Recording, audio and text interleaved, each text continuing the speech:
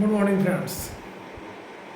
Myself, Dr. Vivek Tripathi, general physician. Friends, आज हम बात करेंगे स्ट्रोक के बारे में। स्ट्रोक, जैसे कि कभी आपने पहले कभी सुना भी होगा इस तरह का नाम स्ट्रोक। इसको इंग्लिश में बोलते हैं CVA, सर्वाइकल वैस्कुलर एक्सीडेंट, या आम लोगों की भाषा में बोलते हैं फालिज मार देना या लकवा मार देना। इस टाइप से गांव में लोग बोलते हैं, इस टाइप से जो लोग जानते हैं। तो ये क्या होता है, कब होता है, किस टाइप से क्या सिम्टम्स होते हैं और कैसे हम जानें कि ये पैरालाइज या लकवा की जो बीमारी है किस प्रकार से लोगों को प्रभावित करती है और क्या कारण है, क्या वजह है और किस प्रकार से जो है इनको हम कंट्रोल कर सकते हैं और कैसे समझ सकते हैं। तो आइए जानते हैं। देखिए, जो CVA होता है, CVA में जो है ये जो सिम्टम्स होते हैं, इसके मेन जो सिम्टम्स होते हैं कि BP का हाई हो जाना। जब BP हाई हो जाती है तो आभास नहीं होता है कि जो हाइपरटेंशन के कैसा वो होता है कि कहीं आपको पहले से जानकारी नहीं होगी कि ये जो है कि ये BP हाई हो रहा है, क्योंकि इसका नाम ही इसीलिए CVA है।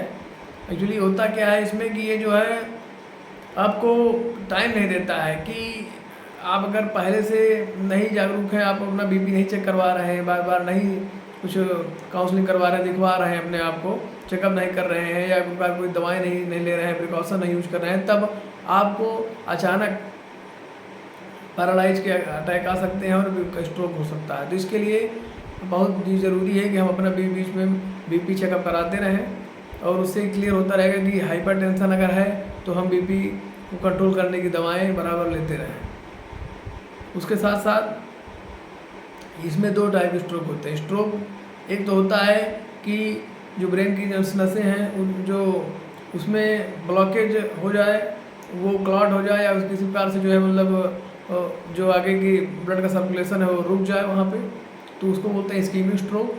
और एक होता है हेमोरेजिक स्ट्रोक। तो हेमोरेजिक में क्या होता है कि जब प्रेशर काफ़ी बढ़ता है तो प्रेशर की वजह से जो है जो कैपिलरीज हैं, जो आगे ब्रेन की नसें हैं, वो जो है आगे जाके उन पे प्रेशर की वजह से फट जाती हैं, रप्चर हो जाती हैं, तो वहाँ पे जो है ब्लड आगे ब्लीड कर जाता है और ब्लीडिंग होने से आगे जो है क्लॉट बन जाता है, तो उसको बोलते हैं हेमोरेजिक स्ट्रोक। तो ये दोनों टाइप के स्ट्रोक हैं। कैसे समझें, किस प्रकार से क्या लक्षण हैं? तो लक्षणों में कहीं कहीं जब स्ट्रोक आते हैं तो किसी भी एक प्रकार पार्ट का, किसी भी लेफ्ट साइड, राइट साइड या फेस में किसी प्रकार का ये जो है एक ऐसा जो है मतलब हो जाता है कि वो पूरी तरह सुन्न हो जाना, पूरी तरह से काम न करना, एकदम एक्टिव मोड में नहीं रहता है, पूरी तरह से वो काम नहीं करता है वो पार्ट। तो किसी भी साइड में वो बोलने में आपकी जो है दिक्कत होगी, आवाज़ नहीं आएगी, सही से बोल नहीं पाएंगे। तो वो सब चीज़ें हैं कि किस पार्ट को अफेक्ट किया है, वो वहीं पे इस प्रकार से अफेक्ट करेगा। उसी जैसे ब्रेन में जहाँ का जो काम है जिस प्रकार से अगर है, तो उसमें अगर जिस पार्ट में पार्ट डेड हुआ या वहाँ बोलते हैं जैसे कि इन्फ्रैक्ट हुआ, तो वो इन्फ्रैक्शन जहाँ पे होगा जिस प्रकार से, जहाँ पे वो ब्लड का सर्कुलेशन जहाँ नहीं पहुँच रहा है, तो वो जो पार्ट डेड होगा तो उस पार्ट की वजह से जो भी पार्ट प्रॉब्लम, जो भी फंक्शन होती हैं, उन फंक्शंस को प्रभावित करेगा। वो चाहे आपका हो सकता है कि किसी प्रकार का कोई ब्लड सर्कुलेशन हो तो हाथ में हो, दाहिने हाथ से जुड़ा हो, बाएं हाथ से जुड़ा हो, या किसी प्रकार से राइट हैंड में कहीं इस प्रकार से आगे सर्कुलेशन ना हो पाए, आगे किसी प्रकार का ऐसा बोलने में हो तो जो है उस टाइप से तो दिक्कत होगी। तो ये सब चीज़ें कहीं ना कहीं हर तरह से जो है उनमें जिस पार्ट्स में रहेगा वो उसको डैमेज करेगा। तो इसके लिए ये सब चीज़ें हैं। और हेमोरेजिक स्ट्रोक में इस प्रकार से होगा कि वो पूरी तरह से कहीं ना कहीं, और स्ट्रोक आने के बाद डायरेक्ट जो है वो बेहोश हो जाना, या किसी प्रकार से पार्ट डैमेज हुआ, किसी प्रकार वो सर्कुलेशन बंद हुआ तो वो आदमी बेहोश हो जाएगा, या जो किसी प्रकार से जो भी रहेगा तो वो जो पूरी तरह से उसका वो पार्ट काम करना बंद कर देगा। तो इसके लिए तो चाहिए कि तुरंत टाइम न गंवाते हुए पहले नज़दीकी जो भी स्वास्थ्य केंद्र जहाँ पे हो वहाँ पे हम पहुँच करके अपने पेशेंट को जो भी हो वहाँ पे तो एडमिट कराएं, जहाँ पे इस टाइप से फर्स्ट एड हो। और आगे ये कोशिश करें कि जहाँ पे मतलब कि उसका थोड़ा सा बीपी कंट्रोल करने के बाद आगे जो है सीटी स्कैन करवाओ। ये पता लगाने की कोशिश करें कि सीटी स्कैन कराने के बाद ये क्लियर हो जाएगा कि कौन सा मतलब स्ट्रोक हुआ है, इस्केमिक स्ट्रोक है या वो किसी प्रकार का मतलब वो स्ट्रोक का आपका हेमोरेजिक स्ट्रोक है। तो उसके बाद दोनों का ट्रीटमेंट अलग होता है, से बिल्कुल डिफरेंट होता है। तो उसके हिसाब से फिर आगे दवाएं चलती हैं, क्योंकि अगर कभी कभी कोशिश होती है कि जो ब्लड सर्कुलेशन कहीं क्लॉट हुआ, ब्लड सर्कुलेशन कहीं रुका, ब्लॉकेज हुआ, तो उसके लिए कुछ जो ऐसे भी एंटीकोगुलेंट जो मेडिसिन है आगे दी करके, इंजेक्शन वगैरह दे करके उनको खून को पतला करके वो दवाएं दी जाती हैं जिससे खून पतला हो जाए और ब्लड सर्कुलेशन आगे ब्लड फ्लो सही हो जाए।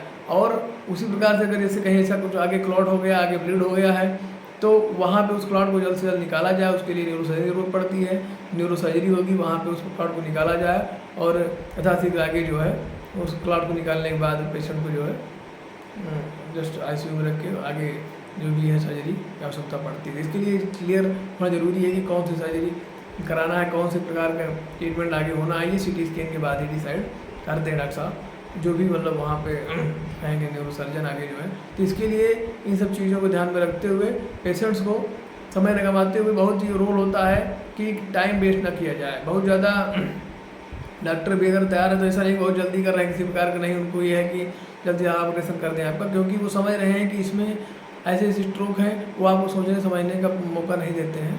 तो उसके लिए जितनी जल्दी हो सके आप पहुँचें और हॉस्पिटल में पेशेंट को एडमिट करवा के, और डॉक्टर अगर कह रहे हैं कि ऑपरेशन की ज़रूरत है या किसी प्रकार कहीं उसमें बिना क्लॉट को निकाले प्रॉब्लम हो सकती है बाद फ्यूचर आगे जो है पेशेंट के लिए रिस्की है, तो उसको आप तुरंत उसमें आप कंसर्न दीजिए और आगे उनको अलाउ करिए कि वो अपना जो है आगे ट्रीटमेंट बढ़ा सकें। तो इसके लिए ये सारी चीज़ें हैं स्ट्रोक से संबंधित, इन सब बातों को ध्यान रखें। कंट्रोलिंग में ये है कि इसके लिए कि आप आगे से कुछ कैसे करें कि पहले तो इसमें क्या चीज़ें आप कर सकते हैं उसके लिए कि prevention is better than cure, कि आप ऐसी परिस्थिति बने नहीं इस प्रकार से स्ट्रोक आए नहीं। तो स्ट्रोक जरूरी नहीं है कि स्ट्रोक कि केवल ओवर एज लोगों को ही होता है, बहुत एजड लोगों को ही होता है। स्ट्रोक एक्चुअली होता क्या है कि स्ट्रोक जो होते हैं ये हाइपरटेंशन पेशेंट हैं, डायबिटिक पेशेंट हैं, या किसी प्रकार कंट्रोल डायबिटिक अनकंट्रोल डायबिटीज़ हैं, या किसी प्रकार का ऐसा कुछ कोलेस्ट्रॉल ज़्यादा है, तो ये सब चीज़ें अगर हैं और कंट्रोल में नहीं है तो ये सब चीज़ों का खतरा नए युवाओं में भी आजकल देखने को मिल रहा है। तो इसके लिए बहुत ही सतर्क रहने की ज़रूरत है, रेगुलर एक्सरसाइज की ज़रूरत है, और रूटीन चेकअप अगर आप 40+ हैं तो बीच बीच में साल भर में कम से कम एक बार अपना पूरा बॉडी चेकअप कराइए।